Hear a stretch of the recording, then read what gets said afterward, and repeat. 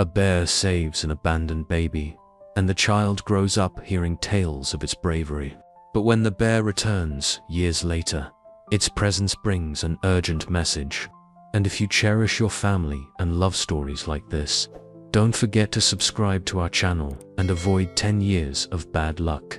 The ancient Douglas firs of Oregon's forest stretched towards the sky, their branches creating a dense canopy that filtered the morning light.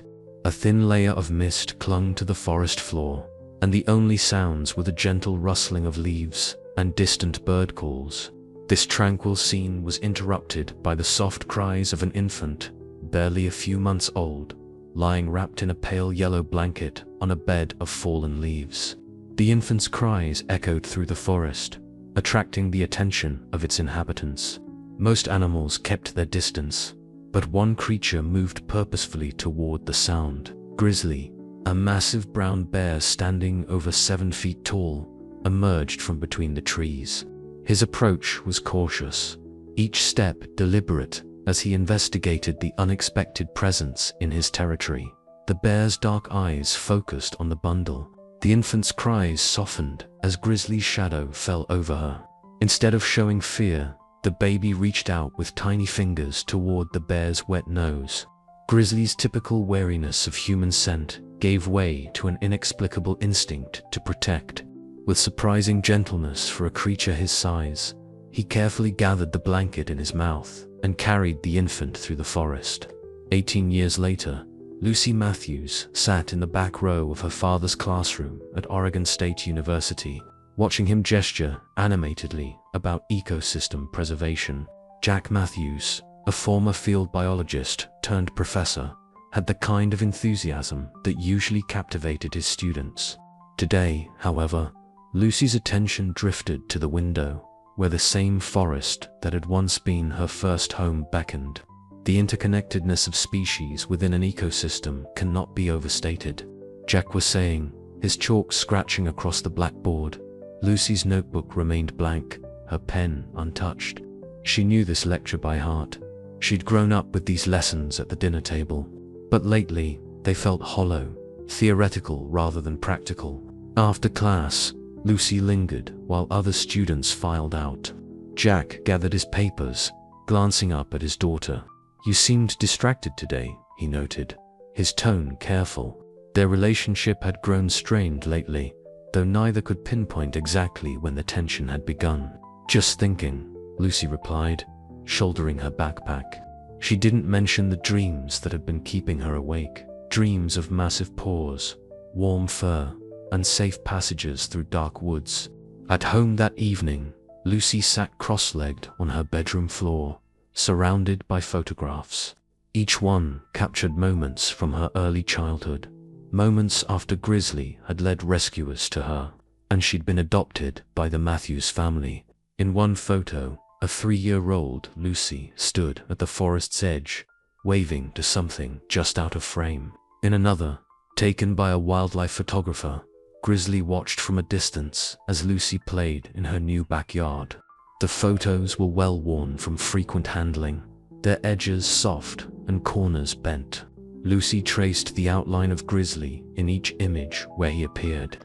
The official story was that she'd been found by hikers, but Jack and Sarah Matthews knew the truth. They'd seen Grizzly themselves, watching over their newly adopted daughter until he was certain she was safe. Lucy gathered the photos and placed them carefully in their box, tucking it back under her bed. She moved to her window, looking out at the forest that bordered their property. The same forest where her life had begun, where a bear had made a decision that defied natural order. Somewhere out there, Grizzly still roamed, though she hadn't seen him in years. The forest looked different now, logging marks on trees, survey stakes in the ground, the occasional drone flying overhead mapping the territory. Lucy pressed her palm against the cool glass, remembering the touch of coarse fur against her small hands. She couldn't explain how she remembered it, but she did, just as she couldn't explain the growing unease that had been building inside her for weeks. Something was coming, something that would force her to confront not only her past but also her future. The forest had called to her once before, through Grizzly. Now, as she stood at her window watching darkness settle among the trees, Lucy couldn't shake the feeling that it was about to call again. Lucy walked alone through the familiar trails of the Oregon forest, her boots crunching on fallen pine needles. She carried her camera, though she'd taken few pictures lately. The morning air was crisp, and patches of fog still clung to the lower branches of the trees. She'd come here seeking clarity, hoping the forest would provide answers to questions she couldn't quite formulate. The sound came without warning, a deep, rumbling growl that seemed to vibrate through the earth itself. Lucy froze mid-step, her breath catching in her throat. She knew that sound. Her muscles remembered it from a time before conscious memory, from when she was too young to form lasting impressions of anything except feelings of safety and warmth. Slowly, she turned around. There, standing 20 feet away, was Grizzly. He was larger than she remembered from the photographs, his fur grayer around the muzzle, but his presence still commanding, his dark eyes fixed on her with an intelligence that defied simple animal instinct. Time seemed to stop as they regarded each other across the clearing. "Grizzly," Lucy whispered, her voice barely audible. The bear's ears twitched at the sound of his name. He took a step forward, then another, moving with the same deliberate care he had shown 18 years ago when he'd first found her among the trees. Lucy's hand trembled as she lowered her camera to the ground. Every wildlife safety lesson she'd ever learned told her to back away slowly, to make herself appear large, to find escape routes. But those rules didn't seem to apply here. This wasn't a chance encounter between human and wild animal. This was a reunion. As Grizzly approached, memories flooded Lucy's mind, not just the documented ones from photographs, but older, deeper recollections. The sensation of being carried gently through the forest, the feeling of rough bark against her back as she was set down briefly, the sound of water rushing somewhere nearby. These weren't just stories she'd been told. They were experiences embedded in her earliest consciousness.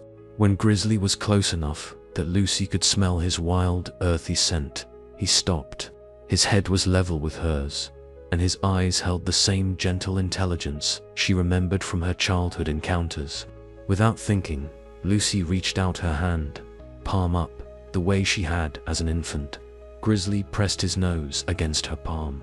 The touch sent a jolt through Lucy's body, not of fear, but of recognition. The connection that had saved her life as a baby was still there, unchanged by time or distance. Tears welled in her eyes as she realized how much she had missed this, how incomplete she had felt without this link to her beginnings.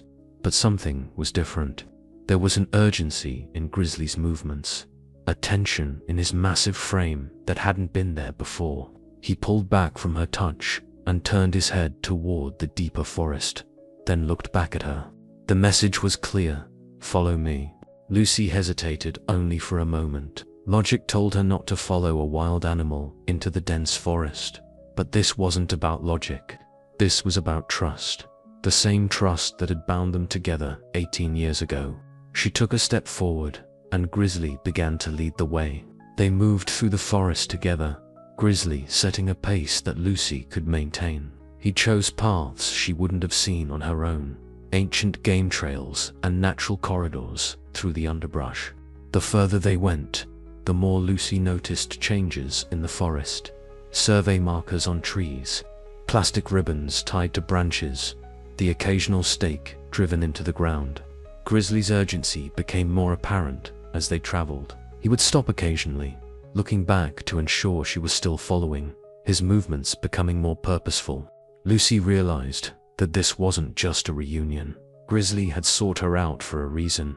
After about 20 minutes of walking, they emerged into a clearing that Lucy had never seen before. Here, the changes to the forest were more dramatic.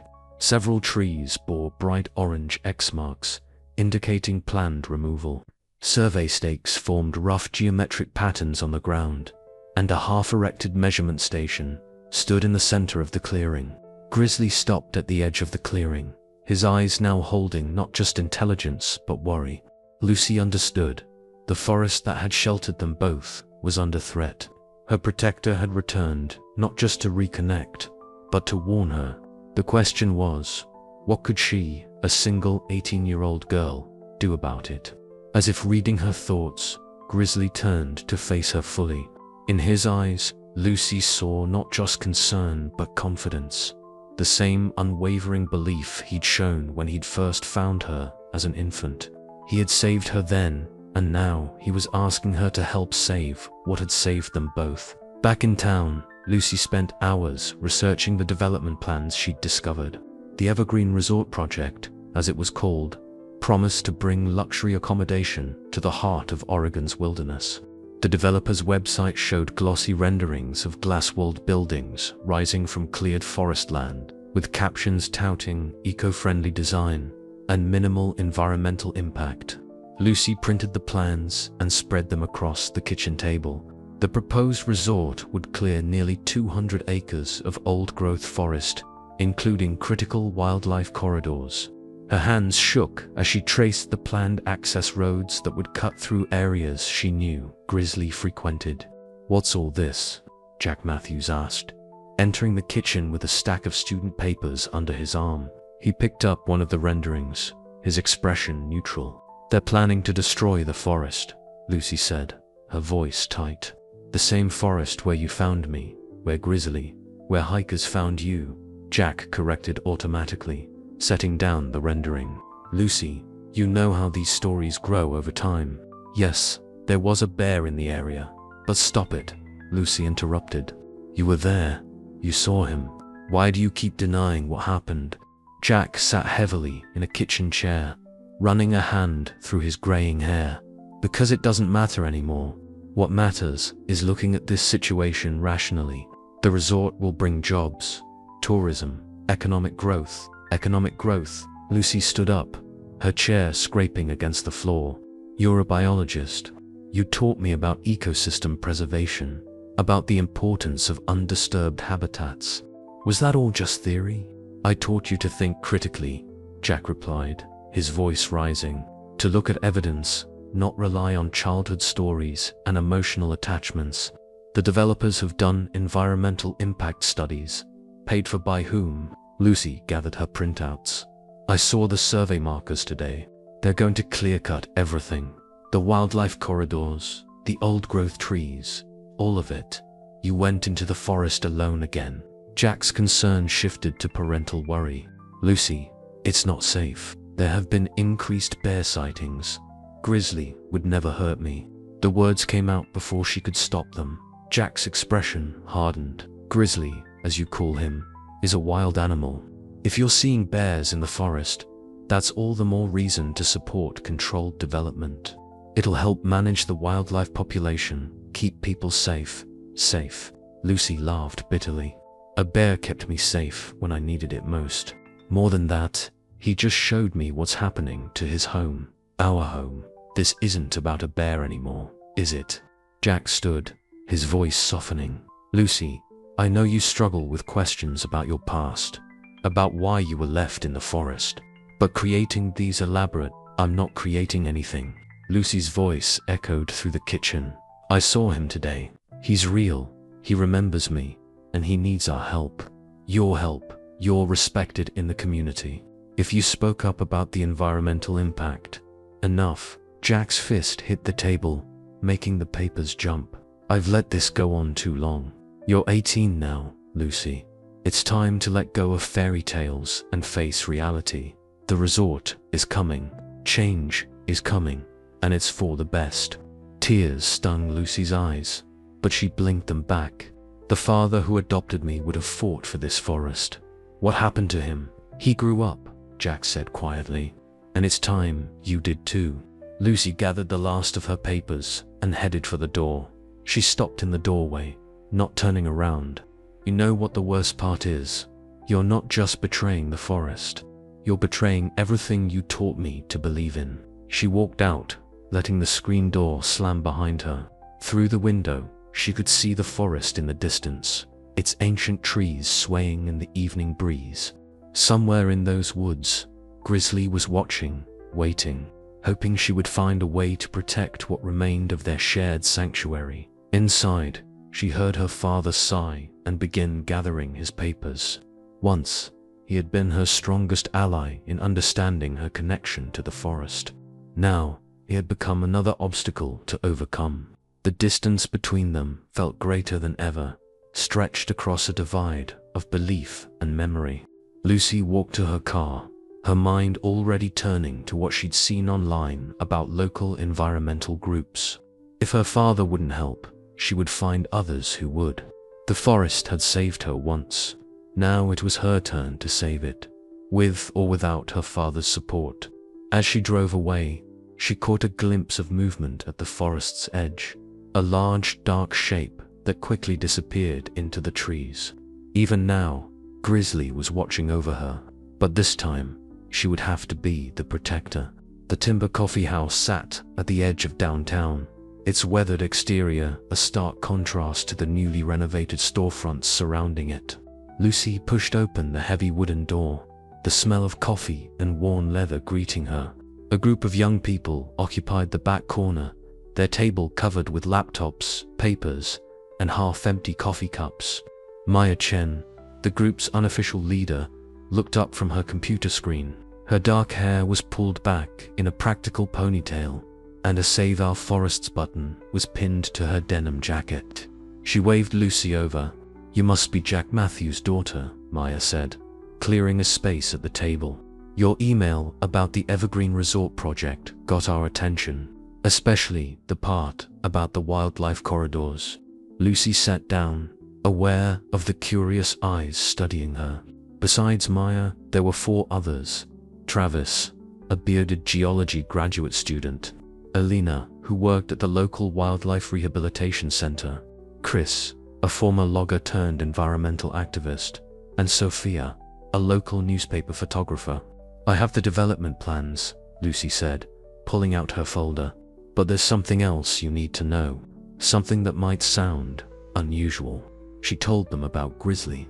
Not the full story of her rescue, that felt too personal to share yet, but about his recent appearance and how he'd shown her the survey markers.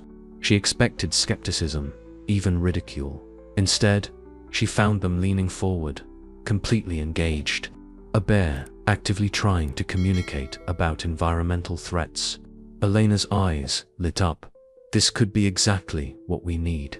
People connect with animal stories more than statistics. But we'd need proof," Sophia said, tapping her camera. "A photo of the bear near the development site could be powerful." "No." Lucy's response was immediate. "I won't exploit him like that. He's not a prop for our campaign." Maya nodded approvingly. "Agreed. We focus on the facts, the illegal marking of protected trees, the disrupted wildlife patterns, the watershed impact. The bear story stays between us." Chris spread out a map of the forest. "I've marked where they're planning to clear cut. These red zones," he pointed to several areas, "all old-growth forest. Some of these trees are over 500 years old. They're claiming minimal environmental impact," Travis added, pulling up geological surveys on his laptop. "But look at these soil stability reports. The entire slope they want to build on depends on the root systems they plan to remove." Lucy studied the technical documents, her mind racing. "My father, Dr. Matthews, he's refusing to help. He says the development is inevitable." "No offense," Maya said, "but a lot of the old guard are like that. They've given up fighting. That's why it's up to us." Over the next few hours, they developed their strategy. Alina would document wildlife displacement patterns. Travis would analyze environmental impact reports for inconsistencies. Chris would reach out to his former logging contacts for inside information. Sophia would gather photo evidence of protected species in the development zone. "What about me?" Lucy asked. "What can I do?" Maya smiled. "You're our secret weapon. You grew up here. You know these forests better than anyone. And you have something none of us have, a personal connection to what we're fighting for." They worked late into the evening, fueled by coffee and determination. Lucy felt something she hadn't experienced since her argument with her father: hope. These people understood. They didn't question her story about Grizzly or dismiss her concerns. As they were packing up, Maya pulled Lucy aside. "There's something else you should know. The developers, they're not just building a resort. We found plans for a private hunting reserve." Lucy's blood ran cold. "Hunting?" Maya nodded grimly. "Trophy hunting, bears included. That's why they want such a large tract of land." The revelation hit Lucy like a physical blow. This wasn't just about saving trees anymore. Grizzly, her protector, her friend, could become someone's trophy. "When's the public hearing?" Lucy asked, her voice steady despite her racing heart. 3 weeks, Maya replied. "But we're planning something before that. A demonstration, right at the development site. Something they can't ignore." Lucy thought of Grizzly, of his grey-flecked muzzle and knowing eyes. She thought of her father, teaching her about ecosystem balance from textbooks, while real wisdom waited in the forest. "Count me in," she said. "Whatever it takes." As she left the coffee house, the setting sun painted the forest's edge in deep shadows. A cool breeze carried the scent of pine and earth, reminding her of why she was fighting. She had found her allies, people who understood that some things were worth protecting at any cost. Tomorrow, they would begin planning their demonstration. Tomorrow, they would start fighting back. But tonight, Lucy stood at the forest's edge, sending a silent message to Grizzly. Help was coming. The forest would not fall without a fight. The night before the planned demonstration, Lucy sat on her bedroom floor, surrounded by protest signs and fact sheets. Her phone buzzed constantly with messages from the environmental group, but she couldn't bring herself to respond. Doubt had crept in like evening shadows, darkening her thoughts and weakening her resolve. She picked up a photo from her childhood collection, one showing her, at age 6, standing at the forest's edge. Jack stood behind her, pointing out something among the trees. They both looked happy, connected.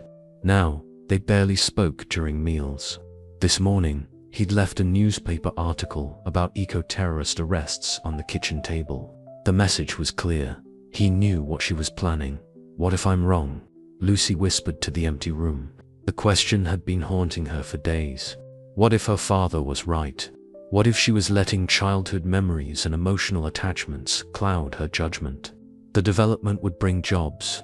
The environmental impact studies, even if paid for by the developers, had been conducted by certified professionals. Her phone buzzed again. Maya had sent another message. Final check-in. Everyone ready for tomorrow. Lucy's fingers hovered over the keyboard. The group had put their trust in her, made her their secret weapon. But what if she froze?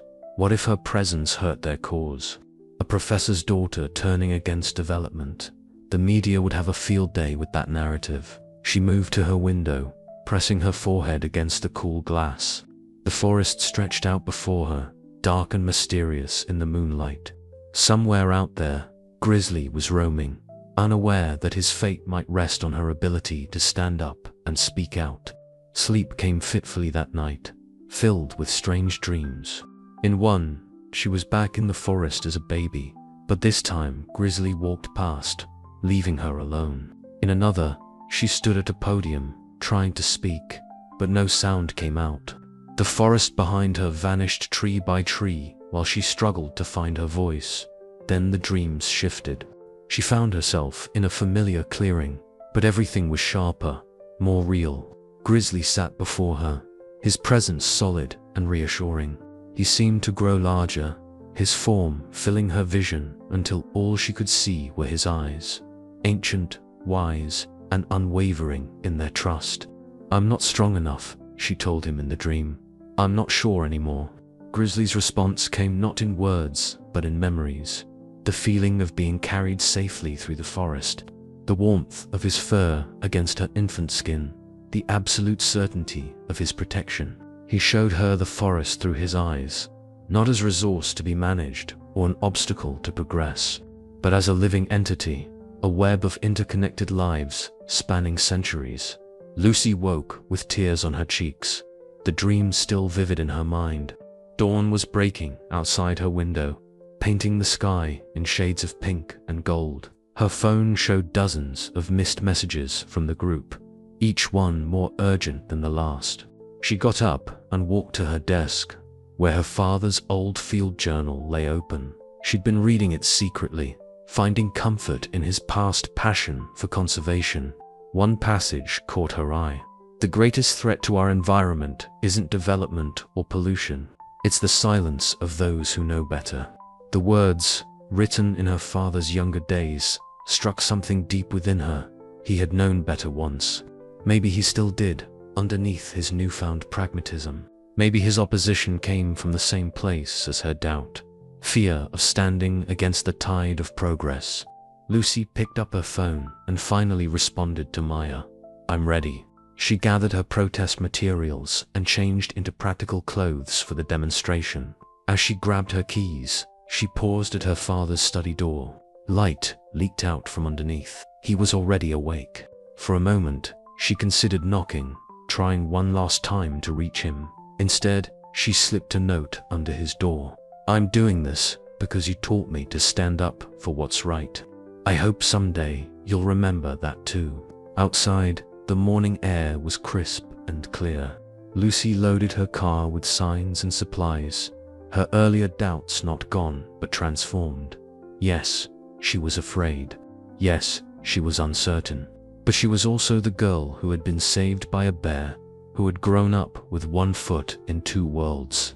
If she didn't speak for the forest now, who would? As she drove toward the meeting point, she caught a glimpse of movement in the trees. A large, dark shape paced along the forest's edge, keeping pace with her car for a moment, before disappearing into the undergrowth. Lucy smiled. Even now, Grizzly was watching, supporting, believing in her. The doubt wasn't gone, but it had become something else. A reminder that what she was fighting for mattered enough to be scared about. Her father had taught her to think critically, to question everything. Well, she had questioned, and her heart still led her here, to this moment, to this fight. She parked at the designated spot where other cars were already gathering. Maya waved from a cluster of people, preparing signs and banners. Lucy took a deep breath, grabbed her supplies, and stepped out to join them. She was ready to be heard. The town hall's meeting room had never felt so small. Every bench was packed, with people standing along the walls and spilling out into the hallway. Lucy sat with Maya and the environmental group in the middle section, watching as the development team set up their presentation at the front. Their polished slides and professional demeanor made Lucy's handmade informational packets feel inadequate. Robert Chen, the town clerk, called the meeting to order. Today's public hearing concerns the proposed Evergreen Resort Development Project, he announced, his voice echoing through the sound system. The developers will present first, followed by public comments. Each speaker will have 3 minutes. Marcus Wellington, the lead developer, approached the podium. His tailored suit and confident smile projected authority. Behind him, architectural renderings showed gleaming buildings nestled harmoniously among preserved trees. "Friends and neighbors," Wellington began, "today we're offering Millbrook a once-in-a-lifetime opportunity. The Evergreen Resort will bring over 300 permanent jobs, millions in tax revenue, and put our beautiful forest on the map as a world-class destination." Lucy watched the audience's reactions. Many nodded approvingly, especially the business owners from downtown. The promise of economic growth was powerful, particularly in a town where the logging industry had been declining for years. "Our environmental impact studies, conducted by leading firms, show minimal disruption to wildlife patterns," Wellington continued. "We're preserving over 60% of the existing trees and creating new habitats for displaced species." Lucy's hand tightened around her notes. The new habitats were artificial corridors that would fragment the forest ecosystem. Her research proved it wouldn't work, but would anyone listen? The development team's presentation continued for 45 minutes. They showed sophisticated computer models, quoted employment statistics, and presented endorsements from business leaders. With each slide, Lucy felt their chances of stopping the project slipping away.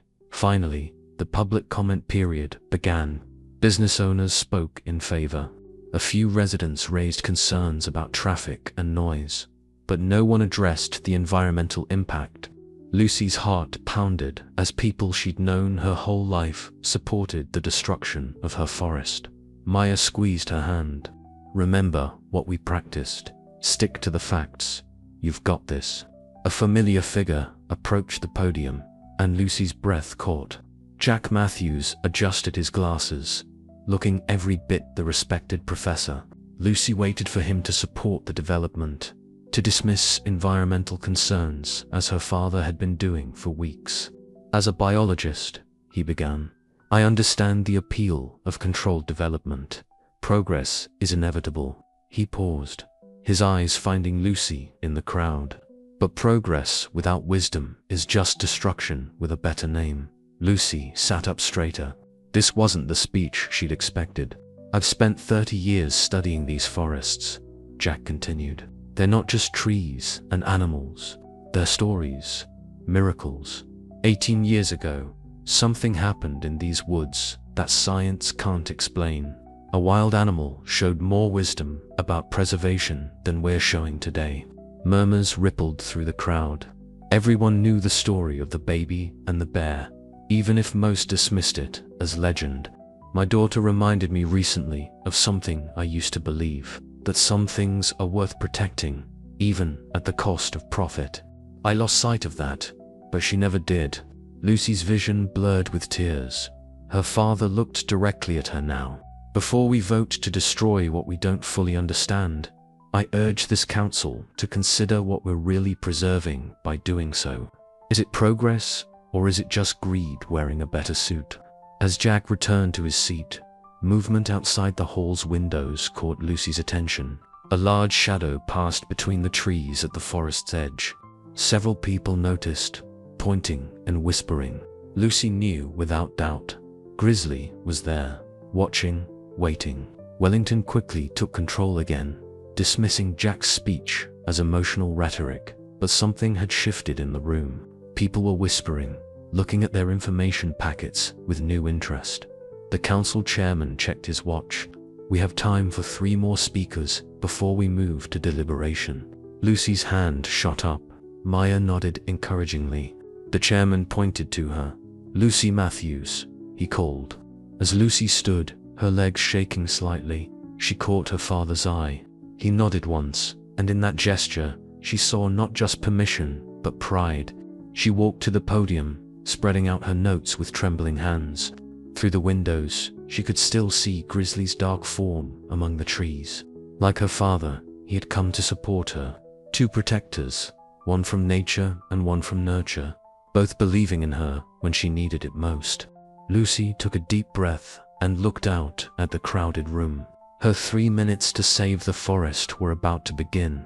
The podium felt like the edge of a cliff. Lucy gripped its sides, her knuckles white, aware of every eye in the room fixed on her.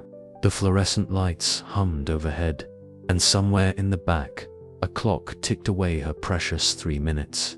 Her carefully prepared notes suddenly seemed inadequate, too clinical, too removed from what really mattered. "My name is Lucy Matthews," she began, her voice wavering slightly. Then she looked up, past the crowd, through the windows where Grizzly's silhouette remained visible in the growing dusk. Something shifted inside her. She pushed her notes aside. 18 years ago, I was found in the forest you're planning to destroy." The room fell completely silent. Even Wellington stopped checking his phone. "Everyone knows the story of the baby and the bear, but you've all missed its meaning. You've turned it into a cute local legend, something to tell tourists over coffee." Lucy's voice grew stronger. "But it's not just a story. It's proof of something we've forgotten, that this forest is more than board feet of lumber or acres of developable land. It's a living system of wisdom that we barely understand." She pulled out the development maps, holding them up. "These red lines you've drawn, they cut through wildlife corridors that have existed for centuries. The minimal impact zones you've marked, they're critical denning areas for bears, including the one that saved my life." Wellington stood up. "Miss Matthews, While your personal story is touching, we're here to discuss facts, not fairy tales. Facts. Lucy's voice rang out clearer now, anger giving her strength. Let's talk facts. Your environmental impact study ignored 3 endangered species that nest in the development zone. Your watershed analysis doesn't account for the spring runoff patterns. And your wildlife displacement plan. She pulled out Chris's documentation. It's based on outdated migration data from a completely different forest system. Murmurs spread through the crowd. Wellington's face reddened. But those aren't even the most important facts, Lucy continued. Here's what matters. Every year, this forest provides natural flood control that protects our town. Its root systems prevent the soil erosion that would destroy our farmland. The canopy helps maintain the rainfall patterns our orchards depend on.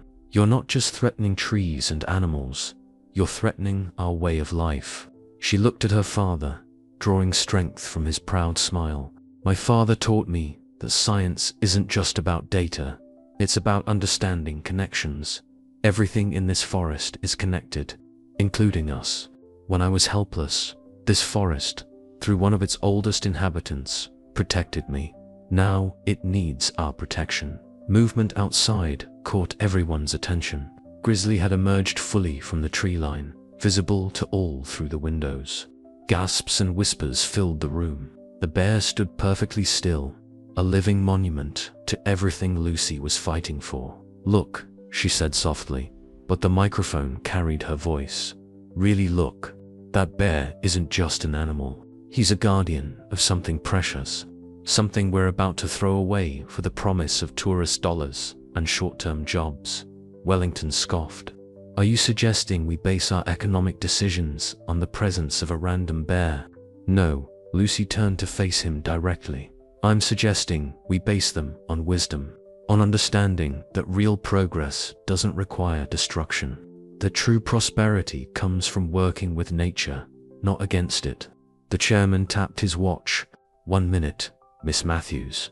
Lucy nodded, her voice growing urgent but steady. Everyone in this room has a story about this forest. First kisses under its trees, family picnics in its clearings, quiet moments when its peace helped you think clearly. These aren't just memories, they're reminders of what we really need. She spread her hands, encompassing the whole room. The developer promises jobs. I promise you this, if we destroy what makes our home special, no resort can replace it. But if we protect it, if we build our future around preserving what matters, we can create opportunities that don't cost us our soul. Lucy looked once more at Grizzly, still standing sentinel outside. 18 years ago, this forest taught us something about protection, about wisdom, about seeing value in what truly matters. Today, we can show we learned that lesson. The chairman started to signal her time was up, but Lucy was already stepping back from the podium. She had said what needed saying. As she walked back to her seat, the room erupted in a mix of applause and heated discussion. Maya squeezed her hand, and her father's eyes shone with tears. Outside, Grizzly remained for a moment longer, his presence a testament to everything Lucy had spoken about. Then, as naturally as he had appeared, he melted back into his forest home, leaving the humans to decide its fate. Lucy sat down, her heart pounding but her mind clear. She had found her voice, spoken her truth. Now it was up to the council to show whether they too could learn from the wisdom of the forest. The council chamber erupted into chaos following Lucy's speech. Wellington immediately retook the podium, his composed facade cracking. This is emotional manipulation, he declared, his voice sharp. Are we really going to let a teenager's fairy tale about a bear derail millions in economic development? But the atmosphere in the room had shifted. The earlier politically polite veneer had given way to raw emotion and urgent debate. People were standing, shouting to be heard. Order. The council chairman banged his gavel repeatedly. We will maintain order in these chambers. Marcus Wellington wiped sweat from his brow, then pulled out what he clearly thought was his trump card. Since we're all being so honest here, he said, his voice dripping with sarcasm, Let me share something our environmental impact studies didn't include.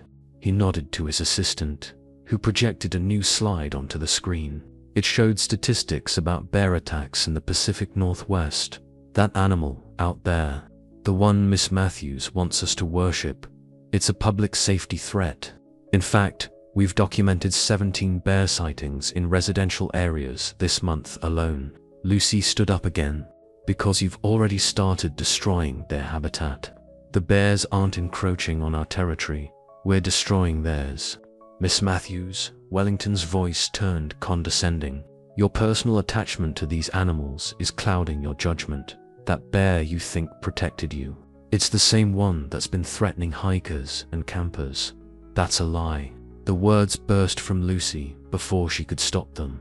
Grizzly has never threatened anyone. Grizzly. Wellington seized on the name. You've named it. Ladies and gentlemen of the council, we're being asked to sacrifice economic prosperity because of a teenager's pet bear fantasy. The room grew louder. Through the windows, dark clouds gathered, and thunder rumbled in the distance. The weather seemed to mirror the tension in the chamber. Suddenly, Jack Matthews stood up. I've documented every reported bear incident in this region for the past 20 years. He announced, his professor's voice cutting through the chaos. There hasn't been a single confirmed aggressive encounter.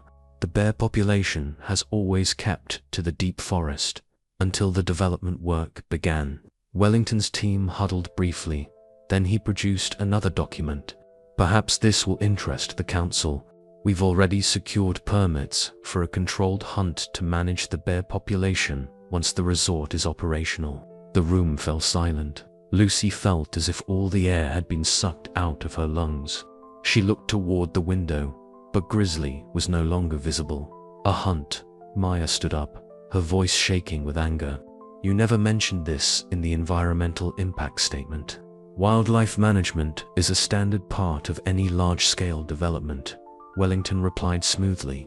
We're simply being proactive about public safety. Thunder cracked again, closer this time. Rain began to pelt the windows. Through the growing storm, movement caught everyone's attention. Not just one bear this time, but several dark shapes emerged from the forest edge. Grizzly stood in front, with what appeared to be his entire family group behind him. A sight so rare it drew gasps from even Wellington's team. Look at them, Lucy said, her voice carrying even without the microphone. They're not threatening us. They're showing us what we're about to destroy.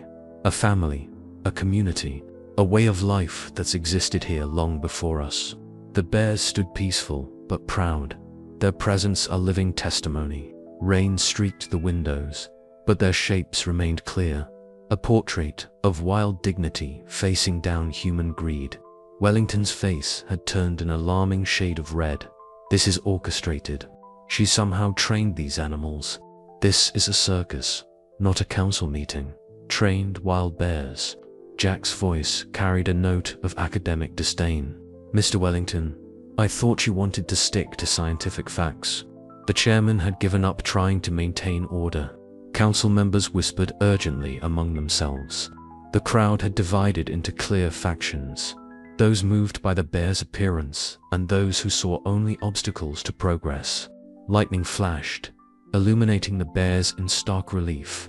In that moment, Lucy saw something in Grizzly's stance that she recognized from her childhood.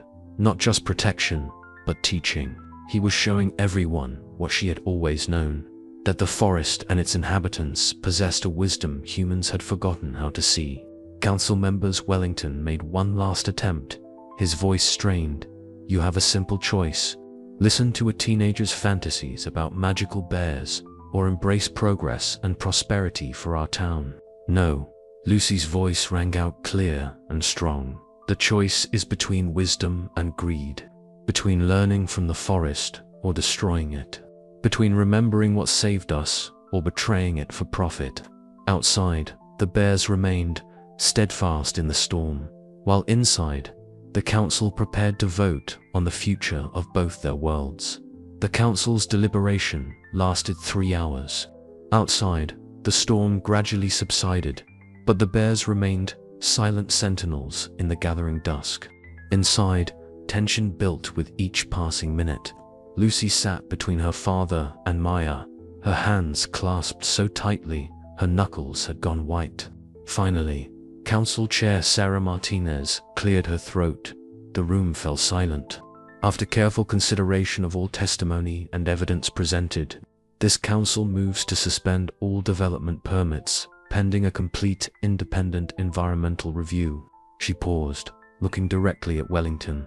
Furthermore, we're requiring a new impact study that specifically addresses wildlife displacement and watershed concerns. The room exploded with mixed reactions. Cheers from the environmentalists, angry protests from Wellington's team, and confused murmuring from those caught in between. Wellington immediately jumped up, his face mottled with rage. "This is temporary," he announced over the chaos. "We'll peel. We have contracts, commitments, which will all need to be reviewed under the new environmental guidelines." Martinez interrupted firmly. "This meeting is adjourned." Lucy stood shakily, her mind struggling to process what had just happened. Maya hugged her fiercely, and the environmental group crowded around, their excitement palpable. But Lucy's eyes were drawn to the windows, where Grizzly and his family still stood in the rain-washed twilight. "It's not over," she said softly, watching as Wellington huddled with his lawyers in the corner. "This is just a pause." Jack placed a hand on her shoulder. "Sometimes a pause is all you need to change the course of things." He followed her gaze to the windows. "They know it too." As if in response, Grizzly rose on his hind legs, his full height magnificent against the darkening sky. One by one, the other bears melted back into the forest until only he remained. He held Lucy's gaze for a long moment before disappearing into the trees. Outside the town hall, the evening air was clean and sharp after the storm. The environmental group gathered on the steps, already planning their next moves. Maya was coordinating with legal experts who had offered to help strengthen the protection cases. Travis and Alina were discussing new wildlife surveys they could conduct during the suspension. "Lucy," a voice called from the parking lot. Rebecca Chen, Maya's mother and the local newspaper editor, hurried over with her notebook. "Would you be willing to give a statement? People need to hear this story from you." Lucy hesitated, looking at her father. Jack nodded encouragingly. "Just remember," he said quietly, "some stories are meant to teach, not just inform." Taking a deep breath, Lucy faced Rebecca. "The forest taught me something when I was too young to remember, and it taught us all something today. The question isn't whether we'll develop or preserve, it's whether we're wise enough to find a way to do both." "And the bears?" Rebecca asked, her pen poised. "What would you say to people who think today's appearance was just a coincidence?" Lucy smiled. "I'd say coincidences are just miracles we're afraid to believe in. Those bears showed us exactly what we needed to see, exactly when we needed to see it. The rest is up to us." As the group dispersed, Wellington's words echoed in Lucy's mind. "This is temporary." He was right, but not in the way he meant. Everything was temporary. The forest, the bears, even humans' time here. The question was what they would do with the time they had. Jack put his arm around her shoulders as they walked to the car. "I'm sorry I didn't believe you sooner," he said. "About Grizzly, about everything. You believed when it mattered," Lucy replied, leaning into his embrace. "But Dad, this isn't over. Wellington won't give up easily. No, he won't." Jack's voice was thoughtful. "But neither will we. I've already called some colleagues from my research days. We'll need solid scientific data to back up what we all saw today." They reached the car just as the last light was fading from the sky. Lucy paused, looking back at the forest.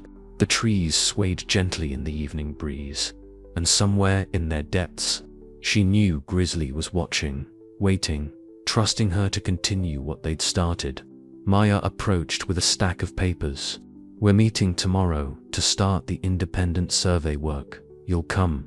Lucy nodded, taking the papers. "Of course, but first," she glanced at her father. "Dad, Would you help me document everything we know about the bear populations in the northern section? We need to start building our case." Jack smiled. "Like old times, when we used to track wildlife movements together." "Like old times," Lucy agreed. "But this time, we're not just observing, we're protecting." As they drove home, Lucy noticed small groups of townspeople standing at the forest's edge, looking into the trees with new eyes. The bear's appearance had awakened something in them, a reminder of what they stood to lose, of what really mattered. The victory was temporary, but then, maybe that's what made it precious. Like the forest itself, nothing lasted forever. The real victory wasn't in the council's decision. It was in the way people had finally seen the forest for what it was. Not a resource to be exploited, but a wisdom to be preserved. The day after the hearing, Lucy woke before dawn. Something pulled her toward the forest. Not just memory or habit, but a deeper calling. She left a note for her father and drove to the old trailhead, where Grizzly had first found her as an infant. The forest was different in the pre-dawn light, wrapped in mist and possibility. Lucy followed a path she'd never seen before, yet somehow knew. The morning dew soaked her boots, and branches brushed against her jacket. But she kept walking, drawn forward by an inexplicable certainty. She emerged into a clearing she recognized from her dreams. A perfect circle of ancient Douglas firs, their branches intertwining overhead to create a natural cathedral. Grizzly waited in the center, sitting on his haunches, exactly as she'd known he would be. "You knew I'd come," she said softly. It wasn't a question. Grizzly's eyes met hers, and suddenly the world shifted. The forest around her became sharper, more vibrant, as if she was seeing it through new eyes. Through his eyes, she felt the pulse of sap running through the trees, heard the whispered conversations of roots deep underground, sensed the intricate web of life that connected everything in this sacred space. "I don't understand," Lucy whispered, overwhelmed by the sensations. The answer came not in words, but in images and feelings, flowing from Grizzly into her consciousness. She saw the forest as it had been centuries ago, watched as generations of bears served as its guardians. They weren't just animals living in the woods. They were the forest's chosen protectors, blessed with a deep connection to its ancient wisdom. Then she saw herself as an infant, abandoned in the darkness. But through Grizzly's memory, she understood what really happened that night. Her arrival hadn't been random. The forest had called her there, had chosen her just as it had chosen its bear guardians for generations. "I'm like you," Lucy realized, her voice trembling. "A guardian." Grizzly rose and approached her. As he drew near, Lucy felt the full weight of what he was sharing. She wasn't just a girl who had been saved by a bear. She was a bridge between two worlds, born human but blessed with the forest's trust, chosen to speak for those who could not speak for themselves. The morning light strengthened, filtering through the canopy in golden shafts. Lucy saw her whole life in a new context. Her inexplicable connection to the forest, her ability to understand Grizzly, her drive to protect this place. It hadn't just been gratitude or environmental consciousness. It was her inheritance, her destiny. Grizzly showed her more, visions of other human guardians through history, people who had been chosen by various forests around the world. Some had become legendary figures, others had worked quietly, but all had served as bridges between the human and natural worlds. "That's why you brought me to the development sites," Lucy said. "You weren't just warning me, you were reminding me of who I am." The bear's confirmation flowed through their connection, but with it came something else, a warning. The victory at the council meeting was just the beginning. The forest would face more threats, and it would need all its guardians, both human and bear, to protect it. Lucy stepped forward and placed her hand on Grizzly's massive head, feeling the years of wisdom flowing between them. "I won't let you down," she promised. "Either of you or the forest."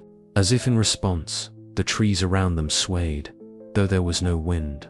Lucy felt their acceptance, their trust, their hope. She was no longer just Lucy Matthews, the girl saved by a bear. She was Lucy Matthews, chosen guardian, speaker for the trees, bridge between worlds. Grizzly rose again, gesturing with his head toward a path leading deeper into the forest. Lucy understood. There was more to learn, more to understand about her role and her capabilities. The morning's revelation was just the beginning. "Dad needs to know," she said. "He's part of this too, isn't he? That's why he studied the forest all those years. Why he taught me everything he knew." Some part of him sensed it. Grizzly's agreement came with another image. Jack, as a young man, watching the forest with wondering eyes, almost, but not quite, glimpsing its deeper mysteries. He had come close to understanding, had prepared the way for his daughter without even knowing it. The sun had fully risen now, turning the clearing into a realm of light and shadow. Lucy felt the weight of her new understanding, but also its rightness. Everything in her life had led to this moment. Every lesson, every choice, every step that had brought her here. "Show me," she said to Grizzly. "Show me everything I need to know." As they moved deeper into the forest together, Lucy felt the truth of who she was settling into her bones. She was no longer caught between two worlds. She was the bridge between them. And with that knowledge came not just responsibility, but joy, purpose, and a deep, unshakable sense of belonging. The forest had not just saved her life all those years ago. It had been preparing her for this role, waiting for her to be ready to understand her true calling. Now, with Grizzly by her side and the wisdom of the ancient woods flowing through her, Lucy was ready to become who she was always meant to be, a guardian of the forest, a keeper of its stories, and a protector of its future.